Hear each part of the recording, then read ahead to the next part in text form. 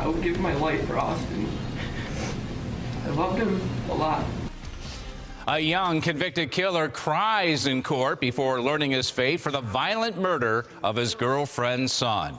Good evening, everyone. The death of young Austin Smith shocked many people, but what his killer said in court today is guaranteed to shock you. It's heart-wrenching, but not in the way you might think. That's right, Don. Something else unexpected happened in that courtroom this morning. News 4's Brittany Smallwood was there, and she can tell us what happened.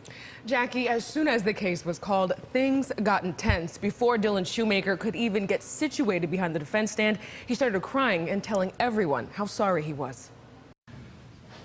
I didn't mean to kill Austin. Ashley, I really didn't. I really think I did that. I didn't mean to hurt him. Dylan Shoemaker walked into a state Supreme Court room pleading his case, telling his victim's mother and the court he's remorseful for what he did.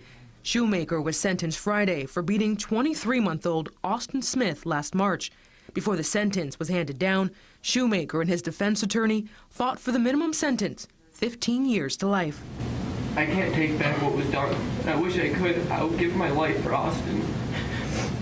I loved him a lot. Austin Smith was completely defenseless. That's a given. But there were other dynamics at work there, including my client's inability to either control his anger or frustration and his inexperience in babysitting. Based on his short life now, what is to say he won't do this again? Well, we don't know that. I think it's completely unlikely. It was a situational, circumstantial thing. In Judge M. William Bowler's last words to Shoemaker, he told the now 17-year-old that in his short life, he's caused so much despair to so many people. Bowler said he listened intently to Shoemaker's testimony during trial and called him a manipulator who minimizes his actions. The record will show that you admitted that on July 23, 2013, in a phone call to your mother from the holding center, you stated, and I got a quote from the court reporter, "I am a 16-year-old blonde. Probably all I have to do is cry in front of the jury, and they're going to feel sorry for me," end quote. Afterwards, Shoemaker was sentenced to 25 years to life behind bars. Shoemaker's defense attorney, Joseph Terranova, says he plans to immediately appeal this case. Both say the death of Austin Smith was not intentional. We've covered many courtroom sentencings like that. This was quite unusual, what happened today, Brittany.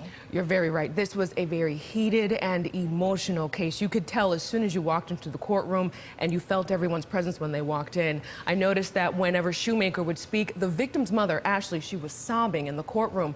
And as the defense attorney spoke, you began to think for a moment that maybe Shoemaker did not do this intentionally. But then once the judge spoke and read what Shoemaker said in the holding center, then said the day the young boy died, he was texting someone to set up a drug deal and talking to a young female, then you understood really the gravity of the situation. Yeah, there was much more here than meets the eye. All right, thank you, Brittany.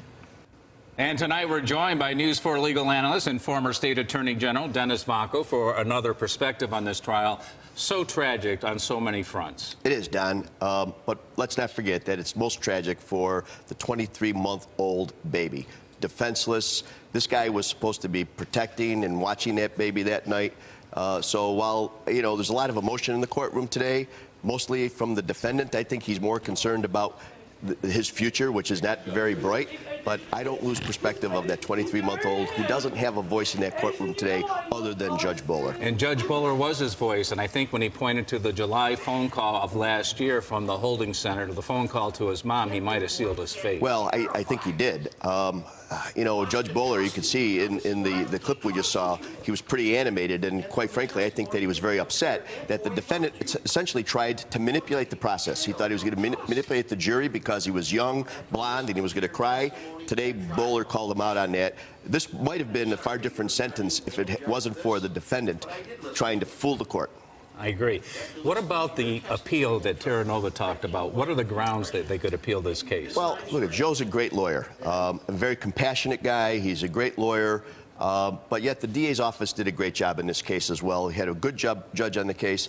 Every defense attorney says that they're going to appeal, but typically, the grounds for appeal in a case like this that has been tried in front of a smart and careful judge with a smart defense attorney, the grounds for appeal are pretty limited. That's what I thought. Thank you, Dennis Vacco, for your expertise tonight on this story.